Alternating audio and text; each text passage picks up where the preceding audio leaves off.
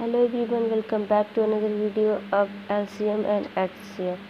तो जैसा कि आप सब लोग को पता है कि हमने first part and second part पढ़ लिया है। अब हमारा है थर्ड पार्ट। तो आज हम एक नया टॉपिक पढ़ेंगे और कुछ इम्पॉर्टेंट क्वेश्चन भी सॉल्व करेंगे। तो मान लीजिए कि हमारे पास दो संख्या है 15 एंड 12। ये फर्स्ट संख्या, ये सेकेंड। हम लोग इसे अब काट देंगे किसी एक कॉमन संख्या से। हमारे 3 से काटेंगे तो 5 बचेगा, इसको 3 से काटेंगे 4 बचेगा। तो हम लोग का जिस संख्या से कट रहा है वही तो इसका HCF होगा ना।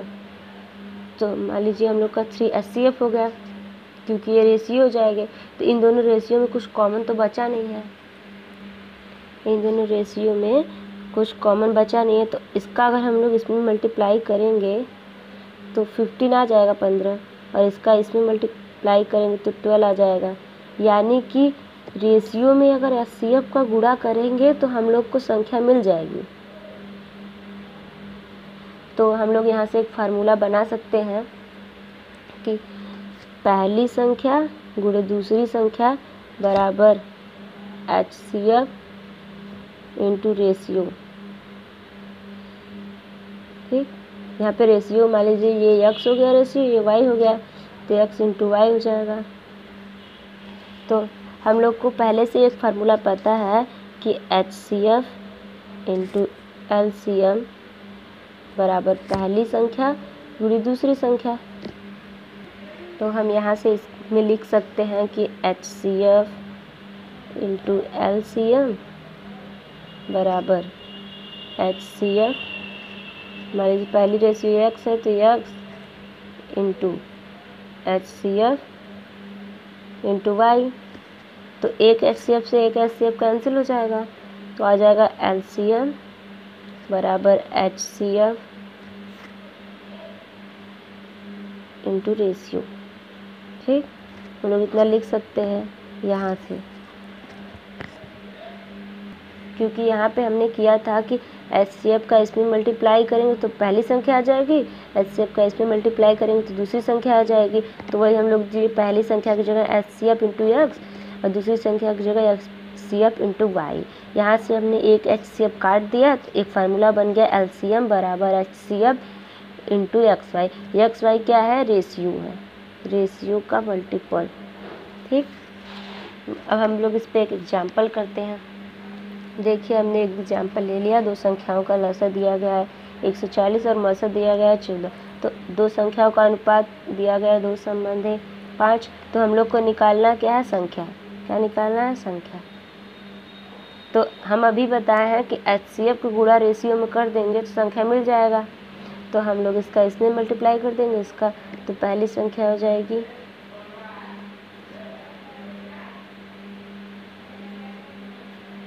28 और दूसरी संख्या हो जाएगी दूसरी संख्या बराबर 70। ठीक, ये हम लोग का आंसर हो गया। अब हम एक अनदर एग्जाम्पल देखते हैं। देखिए, जैसा कि हमने एक एग्जाम्पल ले लिया है, दो संख्याओं का योग दिया गया है, उनका लसा दिया गया है 16, मसा दिया गया 8।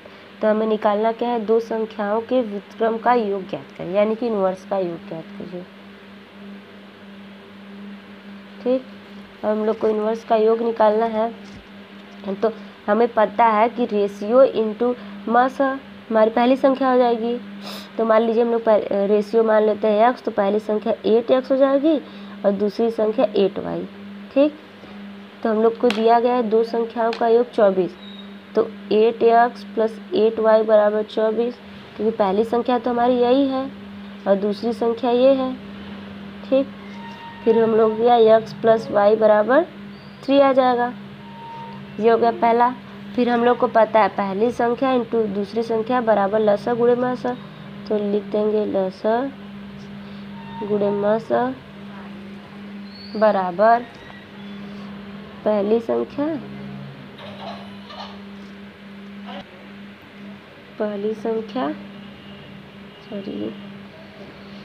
गुणे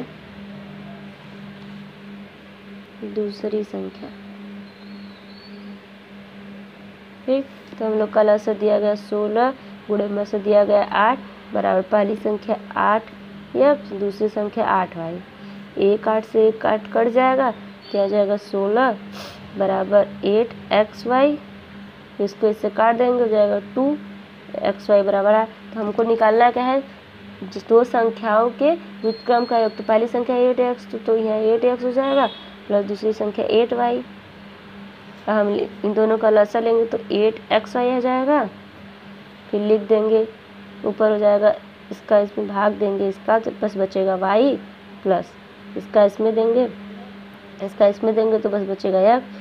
तो हम लोग को पता है y प्लस x की वैल्यू 3/8, xy की वैल्यू यहाँ से निकालेंगे 2 × 2 यानी कि 3/16। तो हम लोग का आंसर आ जाएगा 8x प्लस 8y बराबर 3/16। ये हम लोग का आंसर हो गया।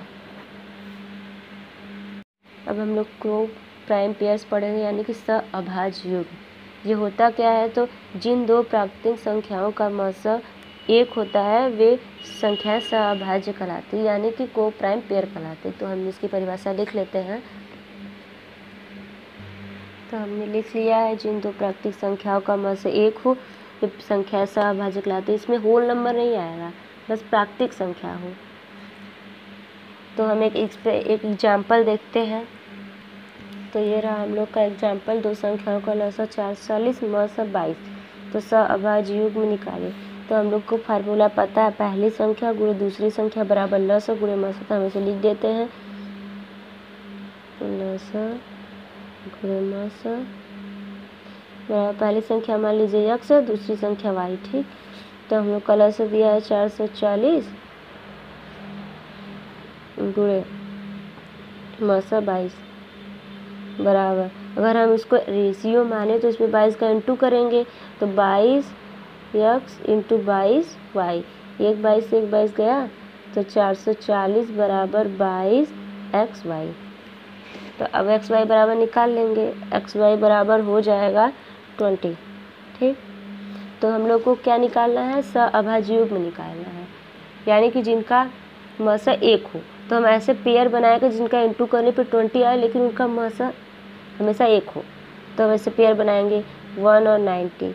इसमें देखिए कोई भी कॉमन संख्या नहीं है, इसका भी मसा 1 होगा, इसका भी मसा 1 होगा। अब दूसरा पेयर हम लोग का बनेगा 5 और 4। अरे सॉरी, ये नहीं होगा क्योंकि इसको ऐड करना है, यहाँ पे इंटू करना है तो इंटू वाला होगा। तो इसमें इसका इंटू करेंगे 20 आ जाएगा और इसका भी मसा 1, इसका भी मसा 1। अब हम लोग का दूसरा पेयर बनेगा 1 और 20। बस 2 ही पेयर बनेंगे क्योंकि इसके आगे अगर हम 2 कितना वहाँ 10 और 2 लेंगे तो इसमें अगर हम 10 और 2 ले लें, इसका मल्टीप्लाई करने पे 20 तो आ जाएगा, लेकिन अगर इनका मसा निकालेंगे तो 2 आएगा। तो ये हम लोग के को प्राइम पेयर्स नहीं होंगे, बस 1 और 2 यही दोनों हम लोग के आंसर हो जाएंगे। ये दोनों हम लोग के हो गए को प्राइम पेयर्स। अब हम लोग एक दूसरा एग्जाम्पल लेते हैं। मान लीजिए दो संख्याओं का सम हम लोग को दिया है 75, यानी कि दो संख्याओं का योग दिया है 75 और उनका HCF दे दिया है, मतलब मसा दे दिया है 5। तो हम लोग को पेयर्स निकालने हैं। ठीक, तो हम लोग को पता होता है कि संख्याएं क्या होगी। मान लीजिए पहली संख्या का रेशियो x और दूसरी संख्या का रेशियो y। ठीक, तो अब इसमें 5 का इंटू करेंगे तो हम लोग को संख्या मिल जाएगी। तो एक संख्या हो गई 5x, दूसरी संख्या हो गई 5y। अब हम लोग को दिया है दो संख्याओं का योग 75 मतलब 75। तो हम लोग लिख देंगे 5x प्लस 5y बराबर 75। अब यहाँ पे 5 कामन ले लेंगे तो हो जाएगा x प्लस वाई बराबर 75। अब इसका इधर डिवाइड कर देंगे, भाग दे देंगे तो x प्लस वाई बराबर 15। तो यहाँ पे इन प्लस है तो हम लोग को ऐसे पेयर्स निकालने हैं जिसको जोड़ने पे 15 आए लेकिन उनका मसा हमेशा 1 हो। तो पहला हो जाएगा 1 और 40। ठीक, और दूसरा हो जाएगा 2 और 13। इन दोनों का, इसका भी मसा 1 है, इसका भी मसा 1 है, इसका भी मसा 1, इसका भी। ठीक, फिर हो जाएगा 3 और कितना 3 और 12 लेंगे, दोनों में कॉमन हो जाएगा, उसका मतलब 1 तो आएगा नहीं, इसीलिए वो नहीं होगा। तो हम लोग का हो जाएगा 4 और 11, इसमें तो कुछ कॉमन है नहीं, इसका मतलब 1 आएगा और लास्ट हो जाएगा 8 और 7। ये हम लोग के 4 बनेंगे को प्राइम पेयर। ठीक, अब हम लोगों ने सब पढ़ लिया। अब हम कुछ इम्पोर्टेंट क्वेश्चन करेंगे। देखिए, हमने एक क्वेश्चन ले लिया है, 4 घंटियाँ 5, 6, 8 तथा 9 सेकेंड के अंतराल पर बजती हैं। सभी घंटियाँ किसी समय एक साथ बजती हैं, तो वे पुनः एक साथ कितने समय बाद बजती हैं। जब भी ऐसा सवाल हमें कहीं मिले या दिखे तो हम लोग इसका हमेशा लसन निकालते हैं। ठीक, तो हम इसका लसन निकालेंगे।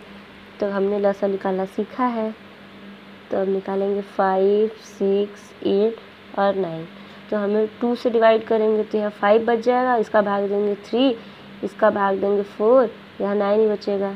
फिर हम लोग 2 से डिवाइड करेंगे तो 5, 3, 4, 9, सॉरी 2 बचेगा। फिर 2 से डिवाइड करेंगे तो 5, 3, 1 और 9। अब हम लोग 3 से डिवाइड करेंगे तो 5 बचेगा, 1 बचेगा, 1 बचेगा और यहाँ पे 3 बचेगा। फिर 3 से डिवाइड करेंगे तो 5, 1, 1 और 1। अब 5 से डिवाइड कर देंगे तो यहाँ पे 1, 1, 1 और 1। तो अब लसन निकालेंगे, सबका इंटू कर देंगे। तो एलसीएम बराबर 2 × 2 × 2 × 3 × 3 × 5। तो हम लोग का आ जाएगा 360। सेकेंड में है तो सेकेंड हो जाएगा। अब हमको इसको मिनट में चेंज करना रहेगा तो 360/60, 1 0 से 1 0 गया, 6 से 6 का भाग दिए, 6 × 36, 6 मिनट हम लोग का आंसर आ गया। हम लोग इतना भी आंसर लिख सकते हैं, कोई प्रॉब्लम नहीं है। अब हम लोग एक नेक्स्ट एग्जाम्पल लेते हैं। 4 घंटियाँ क्रमशः 30 मिनट, 1 घंटा, फिर 1 घंटा, 1/2 घंटा तथा 1 घंटा 45 मिनट के अंतराल पर बजती है। सभी घंटियाँ पुनः एक साथ 12 बजे दोपहर में बजी हो, तो वे पुनः एक साथ कब बजेंगी। तो अभी हमने बताया कि ऐसा जब क्वेश्चन रहेगा तो हम लोग हमेशा लसन निकालेंगे। तो हम लोग इसका एलसीएम निकालेंगे, तो इसको लिख सकते हैं 4 क्रमशः 30 मिनट। अब 30 मिनट को घंटा में चेंज करेंगे तो 1/2 लिख सकते हैं, और यह 1 दिया ही है, और इसको लिख सकते हैं, इसका इसमें मल्टीप्लाई करेंगे और इसको ऐड कर देंगे। ठीक, तो 2 × 1 = 2 + 1 3, यहाँ 3/2 हो जाएगा। अब यहाँ 1 दिया है, 1 घंटा 45 मिनट, तो हम इसको लिख सकते हैं 1 + 3/4, 45 मिनट को। अब इसको लिख देंगे 1/2, 1, 3/2, यहाँ 4 में 1 का गुणा करेंगे 4, 3 जोड़ेंगे 7, 7/4। अब हम लोग का फ्रैक्शन बन गया। तो हमने फ्रैक्शन का एलसीएम निकालना सीखा है, यानी कि ऊपर का एलसीएम और नीचे का एचसीएफ। तो हम लोग का एलसीएम क्या आएगा, ऊपर का 3 और 7 का इंटू कर देंगे, 21 आ जाएगा, और नीचे मासा आएगा 2, 2, 4 है, तो इसको भी 2 × 2 लिख सकते हैं। सब में कॉमन क्या है, 1 कॉमन है, क्योंकि सब में 2 हम अगर हम लोग बोले 2 कॉमन है तो इसमें तो 2 है ही नहीं, तो इसलिए सब में कॉमन क्या है, 1। तो हम लोग का इतना 21 घंटा हो गया। ठीक, 21 घंटा हो गया। तो यहाँ बोला क्या है कि 12 बजे दोपहर में बजी हो, सभी घंटियाँ पुनः एक साथ 12 बजे दोपहर में बजी है, तो वे पुनः एक साथ कब बजेंगी। तो अगर हम लोग 12 घंटा दोपहर में है तो फिर 12 बजे दोपहर में जाएंगे तो 24 घंटा हो जाएगा, लेकिन हम लोग का यहाँ 21 घंटा आया है, तो हम लोग इसमें से 3 घंटा घटा देंगे। तो 3 घंटा घटा देंगे तो 9 AM, यानी कि 9 बजे सुबह दोबारा वो घंटियाँ एक साथ पुनः बजेंगी। ठीक, हम लोग चलते हैं नेक्स्ट एग्जाम्पल की तरफ। क्रमशः 30 मिनट। अब 30 मिनट को घंटा में चेंज करेंगे तो 1/2 लिख सकते हैं, और यह 1 दिया ही है, और इसको लिख सकते हैं, इसका इसमें मल्टीप्लाई करेंगे और इसको ऐड कर देंगे। ठीक, तो 2 × 1 = 2 + 1 3, यहाँ 3/2 हो जाएगा। अब यहाँ 1 दिया है, 1 घंटा 45 मिनट, तो हम इसको लिख सकते हैं 1 + 3/4, 45 मिनट को। अब इसको लिख देंगे 1/2, 1, 3/2, यहाँ 4 में 1 का गुणा करेंगे 4, 3 जोड़ेंगे 7, 7/4। अब हम लोग का फ्रैक्शन बन गया। तो हमने फ्रैक्शन का एलसीएम निकालना सीखा है, यानी कि ऊपर का एलसीएम और नीचे का एचसीएफ। तो हम लोग का एलसीएम क्या आएगा, ऊपर का 3 और 7 का इंटू कर देंगे 21 आ जाएगा। और नीचे मासा आएगा 2, 2 4 है तो इसको भी 2 × 2 लिख सकते हैं। सब में कॉमन क्या है? 1 कॉमन है, क्योंकि सब में 2 हम अगर हम लोग बोले 2 कॉमन है तो इसमें तो 2 है ही नहीं, तो इसलिए सब में कॉमन क्या है? 1। तो हम लोग का इतना 21 घंटा हो गया। ठीक, 21 घंटा हो गया। तो यहाँ बोला क्या है कि 12 बजे दोपहर में बजी हो, सभी घंटियाँ पुनः एक साथ 12 बजे दोपहर में बजी है, तो वे पुनः एक साथ कब बजेंगी? तो अगर हम लोग 12 घंटा दोपहर में है तो फिर 12 बजे दोपहर में जाएंगे तो 24 घंटा हो जाएगा, लेकिन हम लोग का यहाँ 21 घंटा आया है, तो हम लोग इसमें से 3 घंटा घटा देंगे। तो 3 घंटा घटा देंगे तो 9 AM, यानी कि 9 बजे सुबह दोबारा वो घंटियाँ एक साथ पुनः बजेंगी। ठीक, हम लोग चलते हैं नेक्स्ट एग्जाम्पल की तरफ। ये रहा हम लोग का क्वेश्चन। वह अधिकतम संख्या क्या है जिससे 989 तथा 1327 में भाग देने पर क्रमशः 5 तथा 7 शेष बचता हो? तो अगर हम लोग को किसी क्वेश्चन में ये पूछे कि वह अधिकतम संख्या, यानी अधिकतम संख्या पूछे, तो हम लोग हमेशा उसका HCF निकालेंगे अगर अधिकतम संख्या पूछे तो। और पहले HCF निकालने से पहले उसमें से उसका शेषफल जो बच रहा है उसको घटा देंगे, फिर जो हम लोग HCF निकालेंगे वही हम लोग का अधिकतम संख्या हो जाएगी। ठीक, तो हम लोग को 989 में से शेषफल 5 दिया है और 1327 में शेषफल 7 दिया है, तो हम लोग इसको घटा लेंगे। तो हम लोगों ने 989 में से 5 घटाया तो 984 बचा, और 1327 में से 7 घटाया तो 1320 बचा। अब हम लोग को इसी दोनों संख्या का HCF निकालना है, और जो HCF आएगा वही हम लोग की अधिकतम संख्या हो जाएगी। तो हम लोग निकाल लेते हैं 984 का और 1320 का। ठीक, अब हम लोग इसको 4 से काटेंगे तो 246 246 बचेगा, और इसका 330 बचेगा। अब फिर हम लोग उसको 2 से काटेंगे, 2 कम 2, 2 2 4, 2 3 6।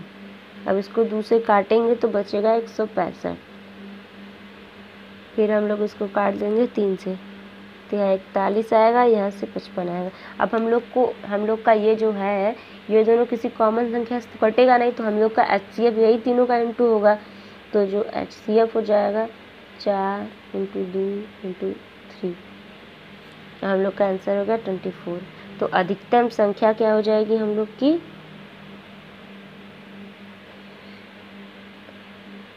हम लोग का अधिकतम संख्या 24। हम एक बार फिर से बता देते हैं, अगर इस टाइप का क्वेश्चन हम लोग से पूछे, मतलब अधिकतम संख्या पूछे कि अधिकतम संख्या क्या है, तो हमेशा पहले हम लोग HCF निकालेंगे, फिर उसमें जो शेषफल रहेगा पहले ही HCF निकालने से पहले ही उस संख्या में से उसका शेषफल घटा देंगे, फिर जो संख्या आएगी उसका HCF निकालेंगे, मतलब कि मौसा निकालेंगे, तो जो हम लोग का मौसा आएगा वही अधिकतम संख्या होगी।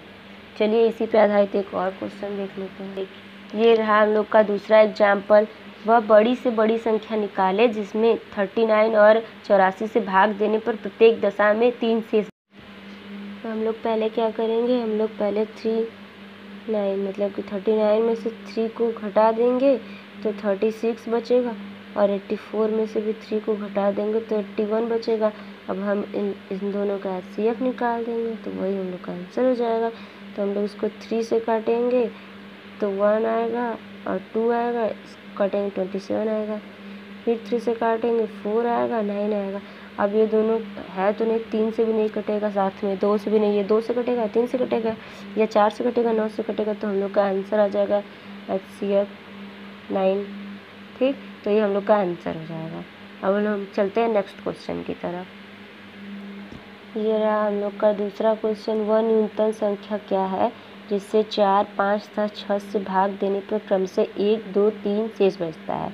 तो अगर हम लोग से न्यूनतम संख्या पूछता है तो हम लोग हमेशा LCM निकालते हैं। ठीक, तो अगर न्यूनतम संख्या पूछा है तो हम लोग पहले इसका LCM निकाल लेंगे, और जो 4, 5, 6 दिया है इसमें से 1, 2, 3 घटा देंगे। तो पहले LCM निकालेंगे। ठीक, HCF में पहले घटा लेते थे फिर LCM निकालते थे, इसमें पहले LCM निकालेंगे।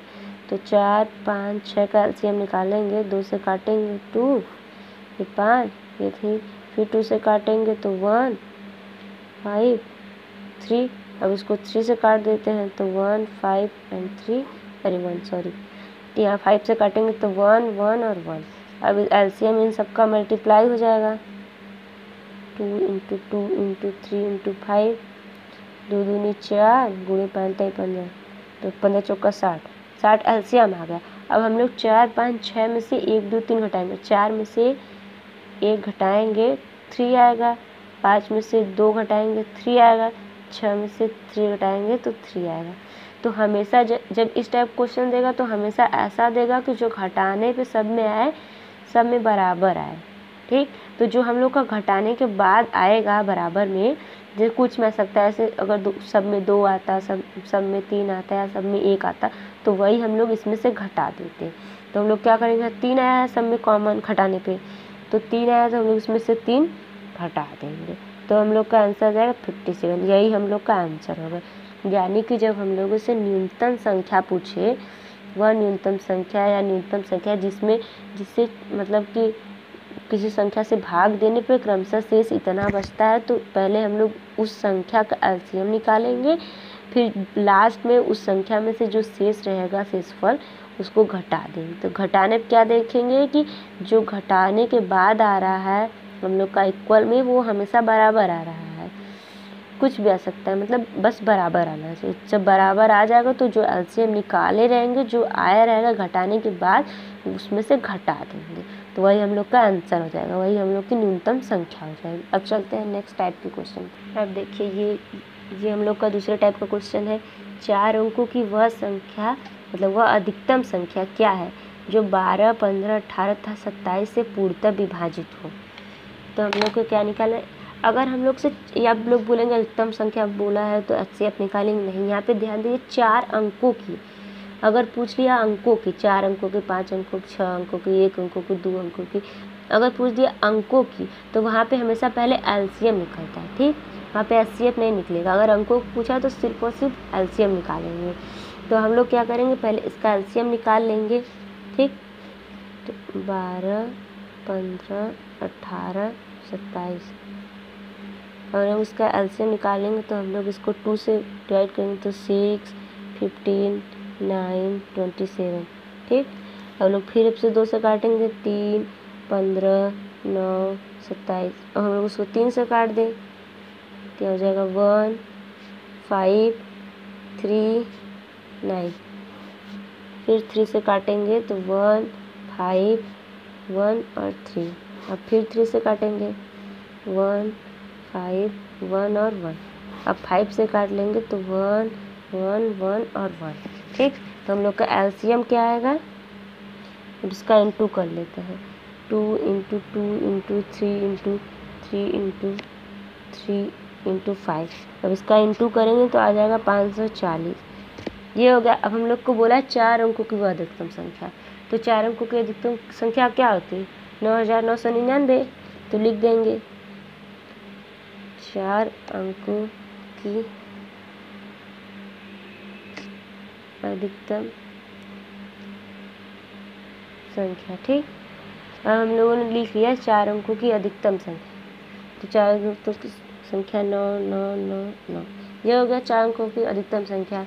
ठीक, अब जो हम लोग की 4 अंकों की अधिकतम संख्या रहेगा, उसका हम लोग एलसीएम से भाग देंगे उसमें। ठीक, तो हम लोग क्या करेंगे, 9999 में 540 से भाग देंगे, तो 540 से भाग देने पे तो हम लोग का पॉइंट पे आंसर आएगा, तो हम लोग को पॉइंट वाला छोड़ देना है, बस जितना हम लोग का पूर्णांक आएगा, यानी कि कुछ भी ऐसा है 10 दशमलव समथिंग, तो हम लोग बस 10 लेंगे, 12 या 125 दशमलव समथिंग 59, तो हम लोग बस 125 लेंगे। ठीक, बस इतना ही लेंगे, दशमलव के बाद वाला छोड़ देंगे हम लोग, तो इसका इसमें भाग देंगे तो आएगा 18 दशमलव समथिंग कुछ। ठीक, तो जो हम लोग का ये आया है, इसका हम लोग एलसीएम में मल्टीप्लाई कर देंगे, तो हम लोग की निकल जाएगी 4 अंकों की अधिकतम संख्या। तो हम लोग लिख सकते हैं 540 × 18, तो हम लोग का आंसर हो जाएगा 9720।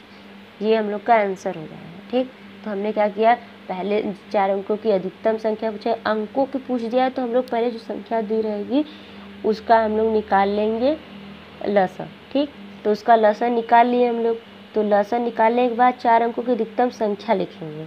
क्या होती है 9999। अगर 3 अंकों को बोला होता है तो 999, ठीक। तो हम लोग पहले वो लिख लेंगे, फिर उस पर एलसीएम का भाग दे देंगे। जब एलसीएम का भाग देंगे तो हम लोग को पूरी संख्या लेना है, न कि दशमलव लेना है। दशमलव वालों को हम लोग छोड़ देंगे, ठीक। तो हम लोग बस संख्या ले लेंगे जो जिससे हम लोग का कटा है, दशमलव वाला छोड़ देंगे। तो जो संख्या आई रहेगी उसी का हम लोग एलसीएम में गुणा कर देंगे, तो हम लोग का आंसर आ जाएगा। अगर यहाँ पे शेष बचा रहता तो लास्ट में हम लोग शेष वही मतलब बराबर ही आता, घटा दे तो यही लास्ट में से घटा देते से, तो हम लोग का वो आंसर हो जाता। लेकिन यहाँ पे पूर्णतः विभाजित हो जा रहा है, तो पूर्णतः विभाजित हो जा रहा है तो हम लोग का इसका मल्टीप्लाई कर देंगे तो यही हम लोग का आंसर आ जाएगा।